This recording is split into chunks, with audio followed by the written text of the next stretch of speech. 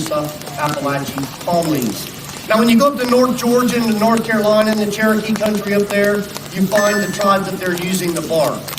And if you go even further north, up into Virginia on the coastal areas, some of the tribes will take the marsh grass, each row overlapping, just like we've used palm fronds or bark on the trees. So there are many kinds of Native American houses all over the country. Okay, let's show them this next display here. Everybody say farming. Come on, let's farming. Louis up here. Farming. Farming. Many of the foods that people eat today are foods that Native Americans taught to the English, the Spanish, the French when they arrived.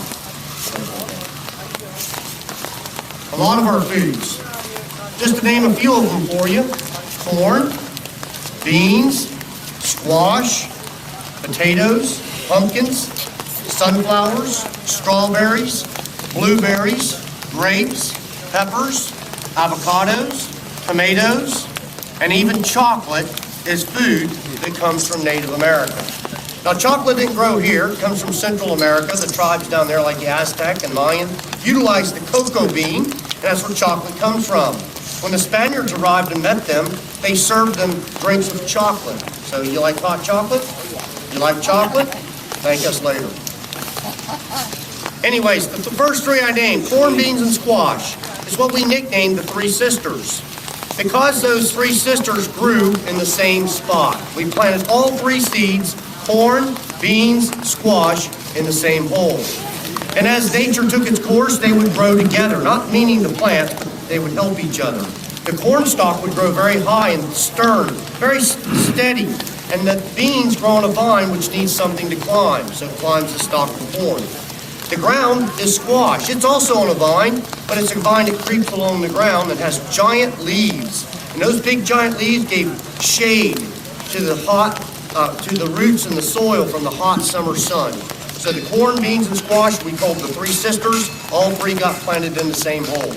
Check this out. Farming tools. There's one made of a rock and wood. Here's one made of a buffalo's shoulder blade. And here's one made out of shell. Now, if your mom has Tupperware at home, or ladies, do you have Tupperware? I've got your Tupperware hanging right back here. These are gourds, and the gourds were used for holding food. Now, this is a drying rack behind me. Since it's not dry, we have nothing on it. But I have my corn put away, ready to be hung up in the sun when it comes out, and it's for drying it. And in those days, there was no refrigeration.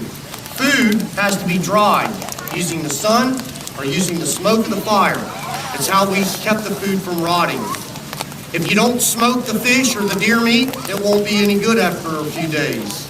And so they had to keep the food from rotting.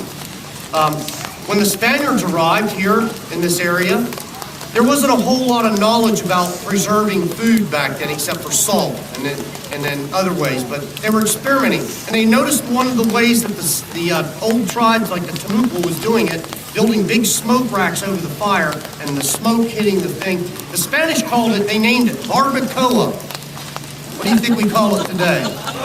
Barbecue, one of the favorites of the South, huh? And so smoking the meat kept it from rotting and made it into jerky. And you could store the food away in the gourds.